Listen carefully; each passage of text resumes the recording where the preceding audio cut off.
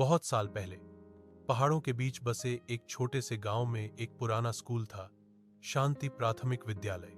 गांव वाले कहते थे इस स्कूल में कभी बच्चों की हंसी गूंजा करती थी, लेकिन अब वहां बस सन्नाटा था, क्योंकि 15 साल पहले एक बरसात वाली रात में कुछ ऐसा हुआ था जिसने उस स्कूल को हमेशा के लिए वीरान कर दिया। गांव के लोग अब उस जगह के पास भी नहीं जाते थे। कहते थे वहां रात में किसी बच्चे की हंसी सुनाई देती है और ब्लैकबोर्ड पर अपने आप चौक से कुछ लिखा जाता है, लेकिन कोई जानता नहीं था कि सच क्या है।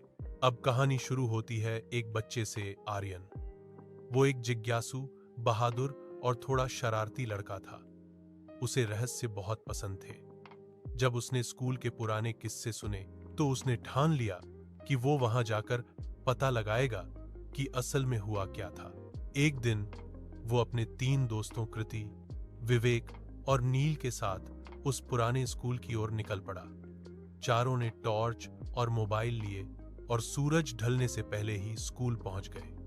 दीवारों पर काई जमी थी, खिड़कियां टूटी हुई थीं और हवा में पुरानी किताबों की गंध थी। आर्यन ने दरवाजा खोला, क्री-ईक की आवाज गूंजी।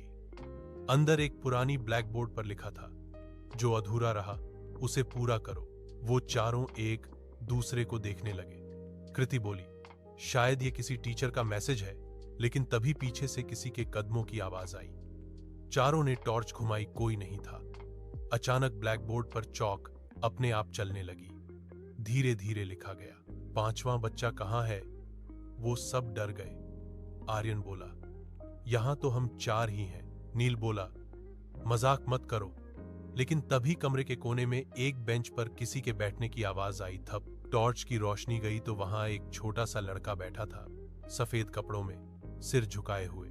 उसने धीरे से कहा, मैं भी कभी यहां पढ़ता था, मेरा नाम अंशु है। आर्यन ने कांपती आवाज में पूछा, तुम यहां क्या कर रहे हो? लड़के ने कहा, मैं कभी घर नहीं जा पाया। परीक्षा वाले दिन बिजली चली गई थी, स्कूल में आग लग गई थी, सब निकल गए, मैं रह गया। कृति की आंखों में आंसू आ गए। अंशु ने कहा, हर साल मैं इंतजार करता हूं कोई मेरी कॉपी पूरी करे ताकि मैं भी पास हो जाऊं। आर्यन ने तुरंत कहा, मैं तेरी कॉपी पूरी करूंगा। वो ब्लैकबोर्ड के पास गया और वहां चौक से अंशु की आखिरी गणित की समस्या हल करने लगा। उसके लिखते ही हवा रुक गई और पूरा कमरा नीली रोशनी से भर गया।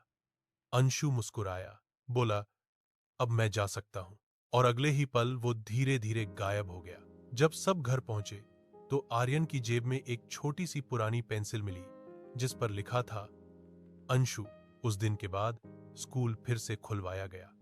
और अजीब बात यह थी, हर सुबह ब्लैकबोर्ड पर कोई एक नया गणित का सवाल लिखा होता, लेकिन कोई उसे लिखते नहीं देखता।